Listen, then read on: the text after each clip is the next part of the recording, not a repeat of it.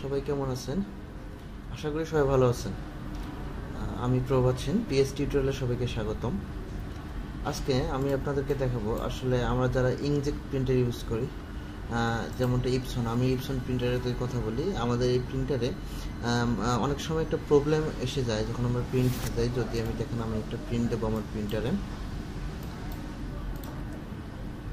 তো প্রিন্ট দিতে গেলে এই একটা এরর পেজ শো করে, অর্থাৎ এই printer inkpad is at end of service life. অর্থাৎ মানে আমাদের এই প্রিন্টারের একটা পেজ একটা প্রোগ্রাম করা থাকে এর যে আপনার এই প্রিন্টারটা এত পেজ পর্যন্ত প্রিন্ট দেওয়ার পর তার যে ইঙ্কপ্যাড আছে সেটা মানে শেষ হয়ে যাবে।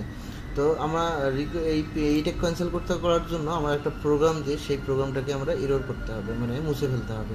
না হলে আমরা আসলে এই প্রিন্টারটাকে ওই ইঙ্কপ্যাড পরিবর্তন না করা পর্যন্ত আমরা প্রিন্ট দিতে পারবো না।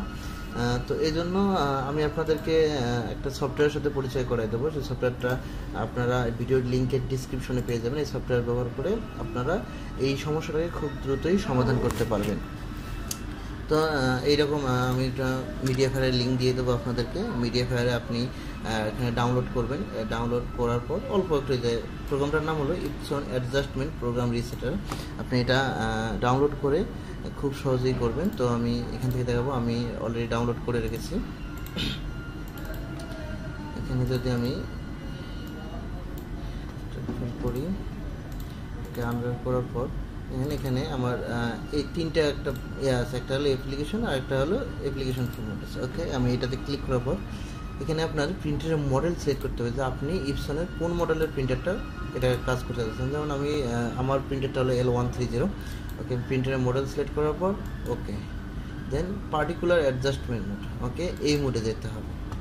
দেওয়ার পর এখানে দেখেন বিভিন্ন অপশন আছে যে আপনার ইনিশিয়াল সেটিং, তারপরে হেড আইডি ইনপুট, আপনার টপ মার্জিন অ্যাডজাস্টমেন্ট বিভিন্ন। তো আমাদের এখানে যেটা মানে আমার প্রিন্টের যে প্রবলেমটা সেটা ওয়েস্ট ইঙ্কপ্যাড, যে কারণে আমার ইঙ্কপ্যাডটা শেষ হয়ে গেছে। সে বলতেছে আমাকে ইঙ্কপ্যাড চেঞ্জ করার জন্য।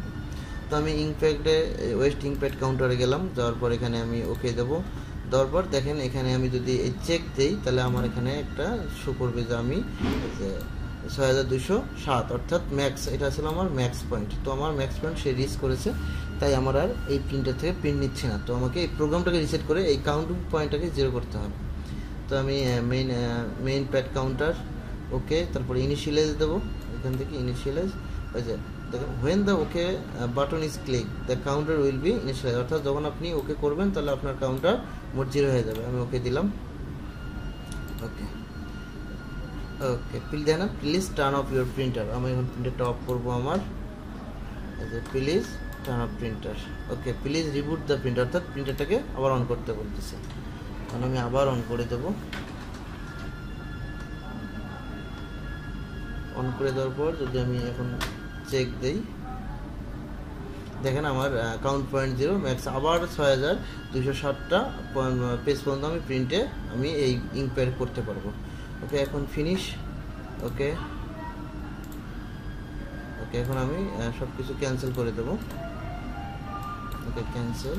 এখন যদি আমি আমার প্রিন্টারে যাবো, এখন যদি আমি একটা প্রিন্ট দিই, আমার এই পেজ থেকে আমি একটা প্রিন্ট যদি দিতে চাই, print test page, do the following the product,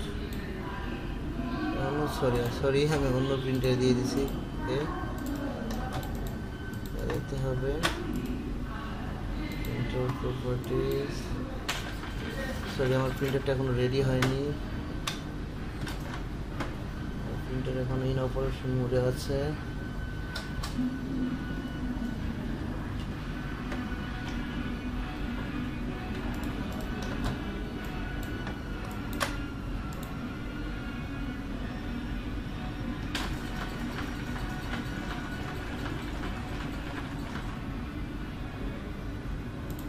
ওকে, আমার প্রিন্ট এখন হয়ে গেছে, দেখতে পাচ্ছেন। খুব সহজেই আমি এই প্রিন্টটাকে এটা করতে পারি। তো যারা আমার চ্যানেলে নতুন, যাদের ভিডিওটা ভালো লাগছে অবশ্যই লাইক কমেন্ট করবেন এবং আপনার মন্তব্য দেবেন, এবং অবশ্যই আমার চ্যানেলে সাবস্ক্রাইব করবেন।